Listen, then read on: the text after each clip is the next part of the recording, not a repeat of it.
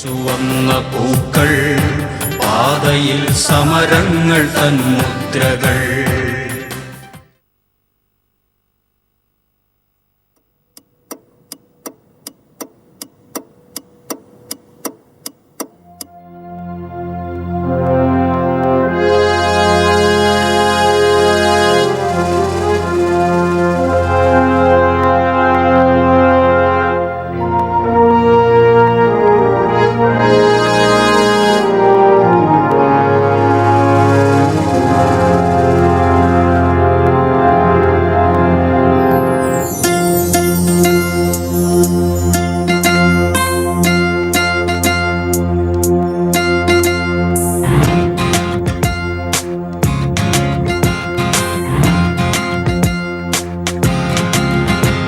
മറക്കുമോ മരിച്ചവർ തിളച്ചു പൊന്തുമോർമ്മയിൽ വിളിക്കയാണു മണ്ണിൽ നിന്നു രക്തസാക്ഷികൾ.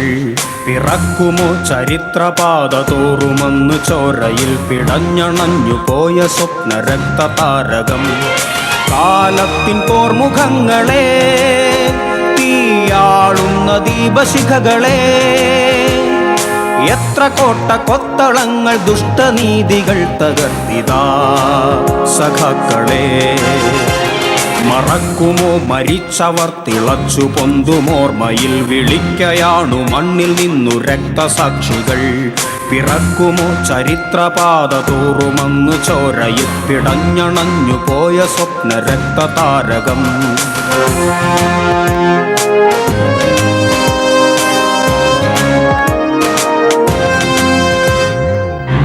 ഭൂതകാലദണ്ഡ നീതി തന്നുകം കഴുത്തിലെത്ര പേറിയൊന്നിറക്കി വെച്ചിടാൻ.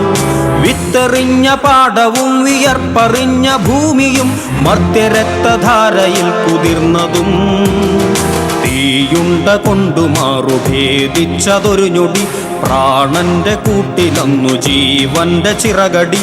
പെറ്റ നാടിതിന്റെ മർത്യമുക്തിയൊറ്റ ലക്ഷ്യമെന്ന് ദിക്കുകൾ പ്രതിധ്വനിച്ചുവോ.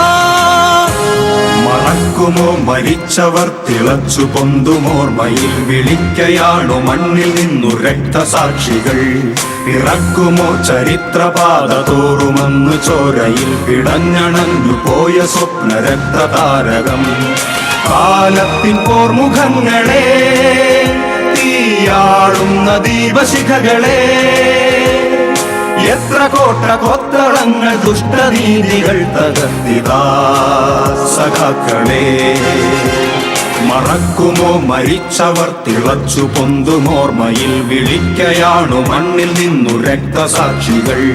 പിറക്കുമോ ചരിത്രപാത തോറുമെന്നു ചോരയിൽ പിടഞ്ഞണഞ്ഞു പോയ സ്വപ്ന രക്തതാരകം. എല്ലാ ദുരധികാരങ്ങൾക്കുമെതിരായ മനുഷ്യരാശിയുടെ സമരം മറവികൾക്കെതിരായ ഓർമ്മകളുടെ കലാപമാണ്.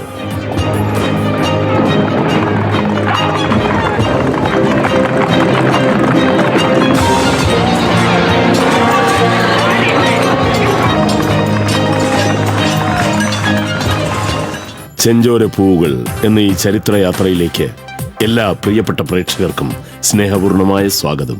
നിറയെ ചുവന്ന പൂക്കൾ പാതയിൽ സമരങ്ങൾ തൻ മുദ്രകൾ. കൂത്തുപറമ്പ് ചരിത്രത്തിന്റെ കുരുതിപ്പറമ്പ് ഭാഗം 2.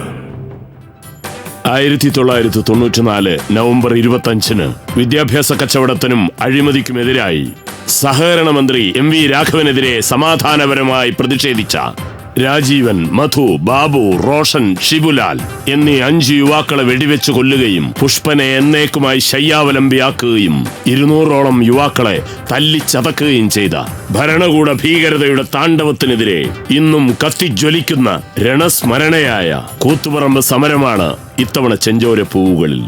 ബലികുടീരങ്ങളിൽ നിന്നുണർന്നേറ്റവർ പിടയുന്ന ഹൃദയ താളങ്ങളിൽ പാടുന്നു. പടരു സഖാക്കളെ, പടരു സഖാക്കളെ, കാലഘട്ടത്തിന്റെ സിരകളിൽ ചോരയിൽ ജീവചൈതന്യമാ.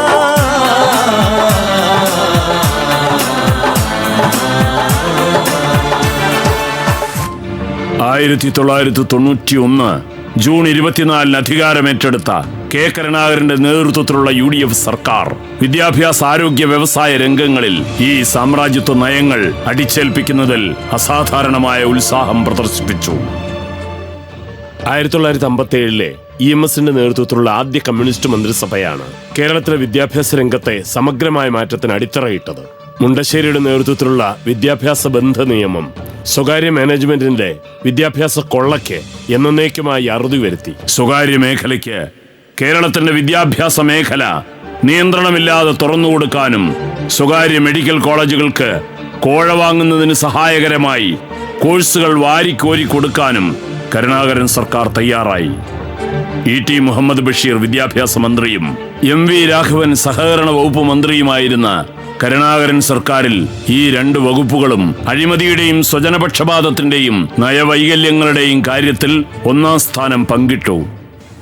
സമാനതകളില്ലാത്ത കൂട്ടക്കൊലക്കാണ് 94 നവംബർ 25 കൂത്തുപറമ്പ് സാക്ഷ്യം വഹിച്ചത്. 5 ചെറുപ്പക്കാരെന്ന് വെടിയേറ്റ് മരിച്ചു വീഴുകയുണ്ടായി. പുഷ്പൻ ഇന്നും ശയ്യാവലംബിയായി മരണത്തെ കാത്തിരിക്കുകയാണ്. 4 ചെറുപ്പക്കാർക്ക് വെടിയേൽക്കുകയുണ്ടായി. ഇത്രയും നിഷ്ഠുരമായ ഒരു കൂട്ടക്കൊല നടന്ന ആ സന്ദർഭത്തിൽ കോൺഗ്രസ് നയിക്കുന്ന ഗവൺമെൻറ്റാണ് കേരളത്തിൽ അധികാരത്തിലുണ്ടായിരുന്നത്. വിദ്യാഭ്യാസ കച്ചവടത്തിനും അഴിമതിക്കുമെതിരായിട്ടുള്ള സമരമെന്ന് കേരളത്തിൽ എരിപൊരി കൊള്ളുകയായിരുന്നു. അതിൻ്റെ ഒരു ഘട്ടത്തിലാണ് കൂത്തുപറമ്പിലും സഹകരണ വകുപ്പ് മന്ത്രി MV രാഘവന് കരിങ്കൊടി കാണിക്കാനാണ് 2000-ഓളം ചെറുപ്പക്കാർ കൂത്തുപറമ്പിലെന്ന് ഒത്തുകൂടിയത്. മന്ത്രിയുടെ വരവോടുകൂടി പോലീസ് നിഷ്ഠുരമായ ലാത്തിച്ചാർജും വെടിവെപ്പും നടത്തുകയാണ് ചെയ്തിരിക്കുന്നത്. ഈ സംഭവം അത് എന്തിനാണെന്നുള്ള ചോദ്യം ഇപ്പോഴും ഉത്തരം തേടാതെ അവശേഷിക്കുകയാണ്. ഭൂപടത്തിൽ ഒരിടം മാത്രമല്ല ഇന്നു കൂത്തുപറമ്പ്, ചോര കൊണ്ടും കണ്ണീരു കൊണ്ടും രേഖപ്പെടുത്തിയ ഒരു നെഞ്ചിടം. SFIയുടെ നേതൃത്വത്തിൽ വിദ്യാർത്ഥികളാണ് വിദ്യാഭ്യാസ കച്ചവടത്തിനെതിരായ സമരം ഉയർത്തിക്കൊണ്ടുവന്നത്.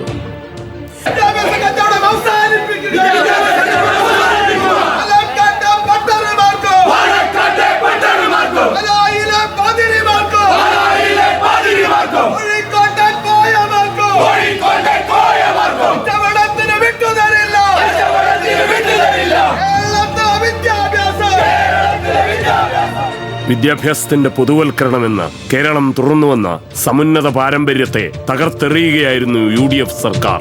വോട്ട് ബാങ്കുകളായി തീർന്ന സമുദായ സംഘടനകളുടെയും സമ്മർദ്ദ ഗ്രൂപ്പുകളുടെയും അഭീഷ്ടങ്ങൾക്ക് വഴങ്ങി പാവകളിക്കുകയായിരുന്നു സർക്കാർ. അങ്കമാലി ലിറ്റിൽ ഫ്ലവർ മെഡിക്കൽ കോളേജിന് നൽകിയ PG കോഴ്സ് മറ്റ് പലയിടത്തും സ്വകാര്യ വിദ്യാഭ്യാസ കച്ചവടക്കാർക്ക് നൽകിക്കൊണ്ടിരുന്ന അനധികൃതമായ പരിഗണന, ഇവയെല്ലാം കേരളത്തിലെ വിദ്യാഭ്യാസ രംഗം എന്നേക്കുമായി സ്വകാര്യ മേഖലയ്ക്കും കഴുത്തറുപ്പൻ കച്ചവടക്കാർക്കും തീരെഴുതുന്നതിനുള്ള ശ്രമങ്ങളായി വിലയിരുത്തപ്പെട്ടു. ദേശാഭിമാനിയുടെ ഏരിയ ലേഖനായിരുന്നു പാർട്ടിയുടെ ലോക്കൽ കമ്മിറ്റി മെമ്പറും പ്രവർത്തനത്തിന് വേണ്ടി രാവിലെ തന്നെ വീട്ടിൽ നിന്നും ഇറങ്ങാറുണ്ടായിരുന്നു.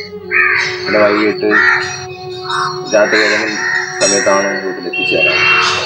DYFIയുടെ പ്രവർത്തനമായി ഏരിയയുടെ എല്ലാ ഭാഗങ്ങളിലും പോകാറുണ്ടായി.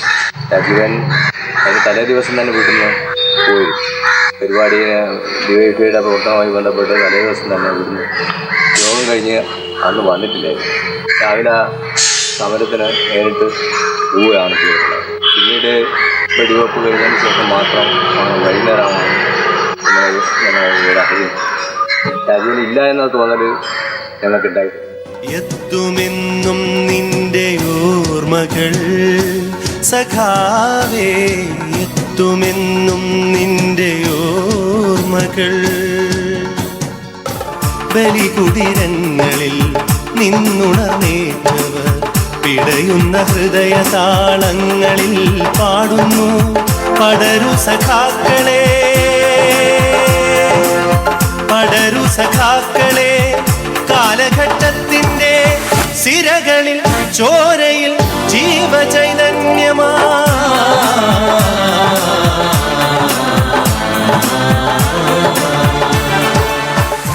കേരള സർക്കാരിന്റെ ഉടമസ്ഥതയിലുള്ള പരിയാരം ടി ബി സാനിറ്റോറിയത്തിന്റെ ഭൂമി കൈയടക്കി. മുഖ്യമന്ത്രിയും സഹകരണ മന്ത്രിയും നടത്തിപ്പുകാരായ ട്രസ്റ്റ് ഉണ്ടാക്കി. മെഡിക്കൽ കോളേജ് ഉണ്ടാക്കാനും കോഴ വാങ്ങി സീറ്റുകൾ വിൽക്കാനുമുള്ള ഒരു നടപടിക്കെതിരെ കൂടിയായിരുന്നു ഈ സമരം. പരിയാരം മെഡിക്കൽ കോളേജ് രൂപവൽക്കരണം പരസ്യമായ ഒരു പൊതുമുതൽ കൊള്ളയായിരുന്നു. ടി ബി സാനിറ്റോറിയത്തിന്റെ പേരിൽ ഗവൺമെന്റിന്റെ കയ്യിലുണ്ടായിരുന്ന 100 കണക്കിന് ഏക്കർ ഭൂമി സ്വകാര്യ വ്യക്തികളുടെ കൈകളിൽ എത്തുന്നതിന് ഉതകുന്ന വിധത്തിലായിരുന്നു അതിന്റെ ഘടന. ഇതിനെതിരെ എൻ സുബ്രഹ്മണ്യ ഷേണായി, CP നാരായണൻ തുടങ്ങിയവരുടെ നേതൃത്വത്തിൽ നിരാഹാരവും വൻ ബഹുജന പ്രക്ഷോഭങ്ങളും അവിടെ അരങ്ങേറിയിരുന്നു.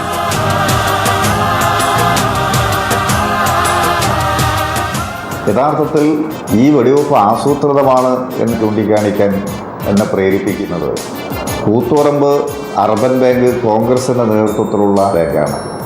ശാഖ ഉദ്ഘാടനത്തിന് കോൺഗ്രസിൻ്റെ മന്ത്രിമാരുണ്ടായിരുന്നു. MP രാഘവനെതിരായി ശക്തമായ പ്രതിഷേധ യുവജനങ്ങൾ നടത്തിക്കൊണ്ടിരിക്കുന്നു എന്ന അന്തരീക്ഷത്തിൽ കൂത്തുപറമ്പ് പോലൊരു സ്ഥലത്ത് കോൺഗ്രസിൻ്റെ ഒരു സഹകരണ ബാങ്കിൻ്റെ ശാഖാ ഉദ്ഘാടനത്തിന് രാഘവൻ തന്നെ വരണം എന്ന നിർബന്ധം കോൺഗ്രസിനുണ്ടായത് ഈ ഗൂഢാലോചനയുടെ ഭാഗമായിരുന്നു. ഇങ്ങനെ കോൺഗ്രസിൻ്റെ ആലോചനയിൽ സമരമുഖത്തേക്ക് അഹങ്കാരിയായ രാഘവനെ കൊണ്ടുവരാനാകും. അതിനെതിരായി യുവജനങ്ങളുടെ ശക്തമായ പ്രതിഷേധം കൂത്തുപറമ്പിൽ ഉയർന്നു വരും. പോലീസിൻ്റെ മർദ്ദന സംവിധാനങ്ങൾ ഉപയോഗിച്ച് കൂത്തുപറമ്പിലെ ഇടതുപക്ഷ പ്രസ്ഥാനത്തിനെതിരായി ഒരു സായുധ കടന്നാക്രമണം നടത്തുക, സമരക്കാർ ബോംബ് സ്ഫോടനം നടത്തിയതിൻ്റെ പേരിലാണ് വെടിവെപ്പുണ്ടായത് എന്നാണ് ആദ്യഘട്ടത്തിൽ പ്രചാരവേല നടത്തിയത്. സമരമുഖത്ത് DYFIയുടെ നേതാക്കളായിരുന്നു. ഈ സമരമുഖത്ത് എന്തെങ്കിലും മന്ത്രിക്കോ മന്ത്രിയോടൊപ്പം വന്നിട്ടുള്ളവർക്കോ പോലീസിനോ നേരെയോ സമരക്കാരുടെ ഭാഗത്തു നിന്ന് വെടിവെപ്പിനാധാരമാകുന്ന ഒരു അക്രമ സംഭവവും ഉണ്ടായിട്ടില്ല എന്ന് സമരത്തെ എതിർക്കുന്നവരായിരുന്നാൽ പോലും ആർക്കും അത് പറയാൻ സാധിക്കുന്ന കാര്യമല്ല. അങ്ങേയറ്റം സമാധാനപരമായിരുന്നു സമരം. ഇതിനിടയിലാണ് കണ്ണൂർ ജില്ലാ സഹകരണ ബാങ്ക് നിയമനങ്ങളിലെ കടുത്ത അഴിമതികൾ മുഴുവൻ വെളിച്ചത്ത് വന്നത്. ലക്ഷക്കണക്കിന് രൂപ കോഴ വാങ്ങി നടത്തിയ നിയമനങ്ങളിലെ അഴിമതി സഹകരണ മന്ത്രി MP രാഘവനും UDF സർക്കാരിനും മുഖം തന്നെ നഷ്ടപ്പെടുത്തി. ഞാൻ കൂത്തുപറമ്പിൽ നിന്ന് ചുമട്ടുതൊഴിലാളിയായിട്ട് ജോലി ചെയ്തുകൊണ്ടിരിക്കുമ്പോൾ എൻ്റെ കാലിന് വന്നിട്ട് വെടി കൊടുക്കുകയായിരുന്നു.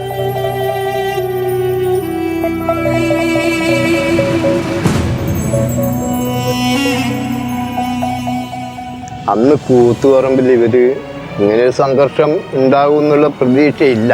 രാഘവന് കരിങ്കൊടി കാണിക്കുക എന്ന ഉദ്ദേശത്തിൽ മാത്രമാണ് മറ്റൊന്നത്തെ DYFIൻ്റെയും വിദ്യാർത്ഥി സംഘടനയായ SFIൻ്റെയും കുട്ടികളും നേതാക്കന്മാരും ചേർന്ന് അവിടെ ഒരു കരിങ്കൊടി കാട്ടി പ്രതിഷേധിക്കുക എന്നുള്ള നിലപാട് മാത്രമാണ് എടുത്തത്. അപ്പോൾ അതിനോട് ധാർഷ്ട്യമായിട്ടുള്ള പെരുമാറ്റത്തോടുകൂടി രാഘവൻ വരികയും അവിടെയുള്ള ആൾക്കാരെ പോലീസുകാരെ കൊണ്ട് മർദ്ദിപ്പിക്കുകയും ഒഴിഞ്ഞു പോകുന്നില്ല എന്ന് മനസ്സിലാക്കിയപ്പോൾ വെടിവെക്കുവാനുള്ളത് എല്ലാ ഭാഗത്തേക്കും ഓടി വെടിവെച്ചു. അതിൽ 5 സഖാക്കളുടെ ജീവൻ പൊലിഞ്ഞു. ഒരാൾ ഹോസ്പിറ്റലിൽ എണീറ്റ് നടക്കാൻ പറ്റാത്ത സ്ഥിതിയിലായി. ഈ MP രാഘവൻ എന്നത് അന്നത്തെ മന്ത്രി നടത്തിയിട്ടുള്ള ഈ നിഷ്ഠൂരമായിട്ടുള്ള ഒരു കാര്യമാണ് എന്ന് എൻ്റെ അഭിപ്രായത്തിൽ. ഞാൻ കടയിൽ ജോലി ചെയ്തിരുന്നു. കടയിൻ്റെ നിരപ്പടിമേലിരുന്നാണ് സംഭവം എന്തോ ഉണ്ട് എന്ന് മനസ്സിലാക്കിയതിൻ്റെ പേരിൽ നിരപ്പടിയിൽ ഇരുന്നിടത്തുനിന്നാണ് എനിക്ക് വെടികൊള്ളുന്നത്. എന്നെ ഉടനെ തലശ്ശേരി ഹോസ്പിറ്റലിൽ എത്തി അവിടുന്ന് കോഴിക്കോടേക്ക് കൊണ്ടുപോയി. എൻ്റെ കാലിൻ്റെ ഉള്ളിൽ ചില്ലുണ്ടായിരുന്നു, അത് ഓപ്പറേഷൻ ചെയ്തെടുത്തു. 1 കൊല്ലത്തോളം ജോലിക്ക് പോകാതെ കണ്ടിരുന്നു. അന്ന് ഒരു 3-4 പേർക്ക് വെടികൊണ്ടിട്ടുണ്ട്. അവർ കൈക്ക് ഇവിടെ ഒരു ചുമട്ട് പണീൻ്റെ അടുത്ത് ഒരു ശശി ഉണ്ടായിരുന്നു, അവൻ്റെ കൈക്കാന്ന് വെടി കൊണ്ടതിൽ. പിന്നെ കൈതേരിയുള്ള ഒരാൾക്ക് ചെറുപ്പക്കാരന് കൈക്ക് വെടി കൊണ്ട്. ചിറ്റാരിപ്പറമ്പോ അങ്ങനെ അറ്റത്തുനിന്ന് അശോകൻ ഉണ്ടായിരുന്നു, അയാൾ ഇന്ന് ജീവിച്ചിരിപ്പില്ല. പിന്നെ മാങ്ങാട്ടിടത്തിൽ ഒരാൾക്ക് വെടികൊണ്ടിട്ടുണ്ട്, ഒരു ചെറുപ്പക്കാരന് വെടികൊണ്ടിട്ടുണ്ടായിരുന്നു. ഇത്രയും സംഭവങ്ങൾ നടക്കാൻ വഴിയില്ല, അങ്ങനെ ഒരു പ്രകോപനം ഉണ്ടായിട്ടില്ല. കരിങ്കൊടി കാണിച്ചു എന്നുള്ള യാഥാർത്ഥ്യമാണ്. അത് പൊതുവിൽ എല്ലാവരോടും പ്രതിഷേധാത്മകമായിട്ട് ചെയ്യുക എന്നുള്ള ഒരു ചുറ്റുപാട് മാത്രമേ സ്വീകരിച്ചിട്ടുള്ളൂ. MP രാഘവൻ മാത്രമല്ല, വന്നിട്ട് വഴിക്ക് വെച്ച് മടങ്ങിപ്പോയിരിക്കുന്ന അന്നത്തെ സുധാകരനെ പോലത്തെ ആൾക്കാരെല്ലാം മടങ്ങിപ്പോയി. പക്ഷേ ധാർഷ്ട്യത്തോടു കൂടിയിട്ടാണ് MP രാഘവൻ വന്നത്. ഞാൻ അവിടെ പോകും, എന്താ സംഭവിക്കുക, എന്ത് ചെയ്യും, എന്നെ ആർക്കൊന്നും ചെയ്യാൻ പറ്റില്ല എന്നുള്ള എന്തോ മനോവിഭ്രാന്തിയുള്ള മനുഷ്യൻ്റെ മാതിരി പെരുമാറി. നവംബർ 25-ന് കൂത്തുപറമ്പിലെ അർബൻ ബാങ്ക് ഉദ്ഘാടനം ചെയ്യുന്നതിനു വേണ്ടി അന്നത്തെ സഹകരണ മന്ത്രിയായിരുന്ന MV രാഘവൻ ഉദ്ഘാടനം വരുന്നതിന് അന്നത്തെ വിദ്യാഭ്യാസ നിലപാടിനെതിരെ DYFI സമരപ്രഖ്യാപനം നടത്തിയിരുന്നു. മന്ത്രിയെ കരിങ്കോടി കാണിക്കുക എന്ന തീരുമാനത്തിൻ്റെ ഭാഗമായി കൂത്തുപറമ്പ് ടൗൺ ഹാളിൻ്റെ മുമ്പിൽ ഞങ്ങൾ DYFI പ്രവർത്തകരെല്ലാം ഒത്തുചേർന്നു. അപ്പോൾ തന്നെ നിരവധി പോലീസ് വണ്ടികളും പോലീസും അണിചേർന്നിരുന്നു. വരുന്ന ജനങ്ങളെയെല്ലാം ടൗൺ ഹാളിൻ്റെ ഗേറ്റിനടുപ്പിക്കാതെ മറുവശത്തേക്ക് മാറ്റി നിർത്തുന്ന അവസ്ഥയാണ് ഉണ്ടായിട്ടുള്ളത്.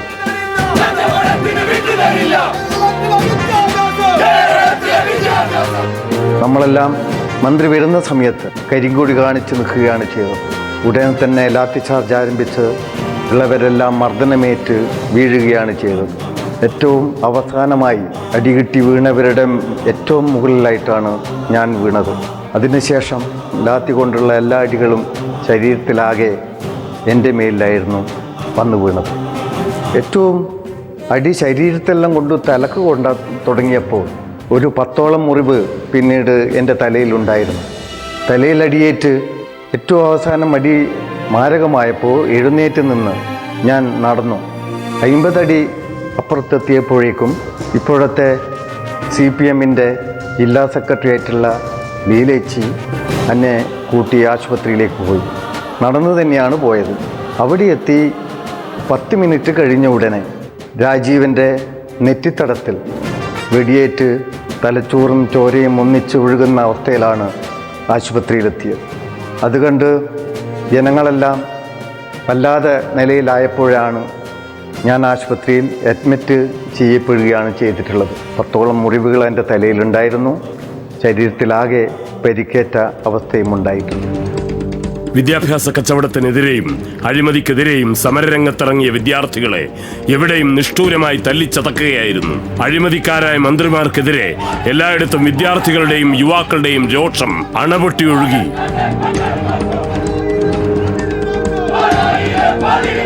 കേരളത്തിലുടനീളം വിദ്യാർത്ഥി സമരങ്ങൾക്ക് നേരെ വേട്ടപ്പട്ടികളെ പോലെ കരുണാകരന്റെ പോലീസ് കുരച്ചു ചാടി. പാവപ്പെട്ട കുട്ടികളുടെ ഇളയ എല്ലുകൾ കടിച്ചു കുടയുന്ന വന്യമൃഗത്തെ പോലെ പോലീസ് അതിന്റെ യഥാർത്ഥ മുഖം പ്രദർശിപ്പിച്ചു. തെരുവുകളിലെങ്ങും ഇളം ചോര തളം കെട്ടിക്കിടന്നു. ബലികുടീരങ്ങളിൽ നിന്നുണർന്നേറ്റവർ പിടയുന്ന ഹൃദയ താളങ്ങളിൽ പാടുന്നു. പടരു സഖാക്കളെ, പടരു സഖാക്കളെ, കാലഘട്ടത്തിന്റെ സിരകളിൽ ചോരയിൽ ജീവചൈതന്യമാ.